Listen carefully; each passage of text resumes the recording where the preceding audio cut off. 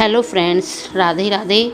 आज मैं आपको परिवर्तनी एकादशी महात्म सुनाऊंगी। इसे जल झूलनी एकादशी भी कहा जाता है। यह भाद्रपद में शुक्ल पक्ष को आती है। जय श्री कृष्ण। धर्मराज युधिष्ठिर बोले कि हे भगवान, भादों की शुक्ल पक्ष की एकादशी का क्या नाम है तथा इसकी विधि क्या है? उस एकादशी के व्रत को करने से कौन सा फल मिलता है, सो सब समझाकर कहिए।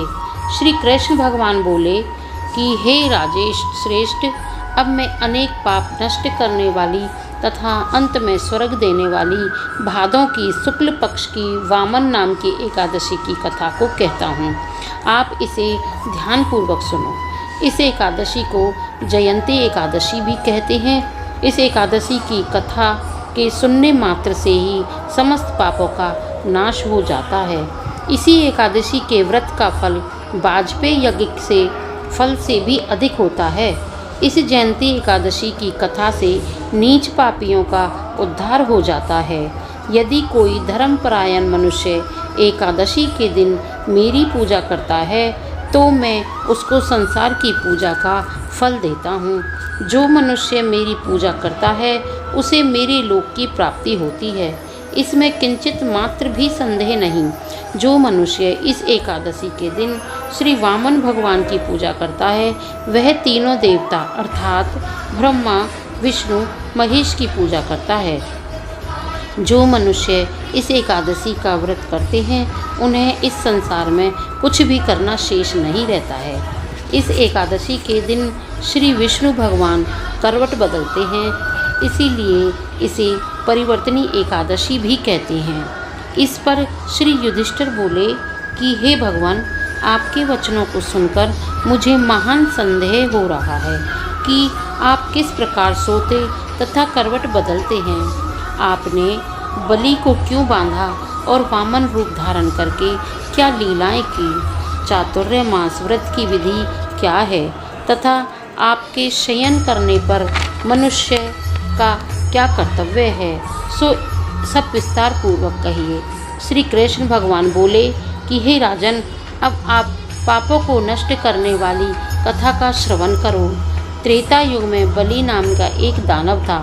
वह अत्यंत भक्त, दानी, सत्यवादी तथा ब्राह्मणों की सेवा करने वाला था। वह सदैव यज्ञ तप आदि किया करता था। वह अपनी भक्ति के प्रभाव से स्वर्ग में इंद्र के स्थान पर राज्य करने लगा। इंद्र तथा अन्य देवता इस बात को सहन न कर सके और भगवान के पास जाकर प्रार्थना करने लगे। अंत में भगवान ने वामन रूप धारण किया।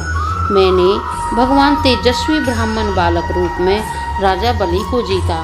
इस पर राजा युधिष्ठिर बोले कि हे जनार्दन, आपने वामन रूप धारण करके उस बलि को किस प्रकार जीता, यह सब विस्तार पूर्वक समझाइए। श्री कृष्ण भगवान बोले कि हे राजन, मैंने वामन रूप धारण करके राजा बलि से याचना की कि हे राजन, तुम मुझे 3 पैर भूमि दे दो, इससे तुम्हारे लिए 3 लोक दान का फल प्राप्त होगा। राजा बलि ने इस छोटी सी याचना को स्वीकार कर लिया और भूमि देने को तैयार हो गया। तब मैंने अपने आकार को बढ़ाया और भूलोक में पैर, भुवन लोक में जंगा, स्वर्ग लोक में कमर, महलोक में पेट, जनलोक में हृदय, तपलोक में कंठ और सत्यलोक में मुख रखकर अपने सिर को ऊंचा उठा लिया। उस समय सूर्य, नक्षत्र, इंद्र तथा अन्य देवता मेरी स्तुति करने लगे। उस समय मैंने राजा बलि को पकड़ा और पूछा कि हे राजन, अब मैं तीसरा पैर कहाँ रखूँ? इतना सुनकर राजा बलि ने अपना सिर नीचा कर लिया। उसके सिर पर मैंने अपना तीसरा सिर रख दिया और वह भक्त दानव पाताल को चला गया। जब मैंने उसे अत्यंत विनीत पाया तो मैंने उससे कहा कि हे बलि, मैं सदैव तुम्हारे पास रहूँगा। भादों के शुक्ल पक्ष की परिवर्तनी नामक एकादशी के दिन मेरी एक प्रतिमा राजा बलि के पास रहती है और एक क्षीर सागर में शेषनाग पर शयन करती रहती है। इस एकादशी को विष्णु भगवान सोते हुए करवट बदलते हैं। इस दिन त्रिलोकी के नाथ श्री विष्णु भगवान की पूजा की जाती है। इसमें चावल और दही सहित चांदी का दान किया जाता है। इस दिन रात्रि को जागरण करना चाहिए। इस प्रकार व्रत करने से मनुष्य समस्त पापों से मुक्त होकर स्वर्ग लोक को जाता है। वह स्वर्ग लोक में जाकर चंद्रमा के समान सदैव प्रकाशित रहते हैं। अनेकों इस लोक तथा परलोक दोनों में यश मिलता है। जो इन पापों को नष्ट करने वाली कथा सुनते हैं उन्हें अश्वमेध यज्ञ का फल मिलता है। बोलो विष्णु भगवान की जय।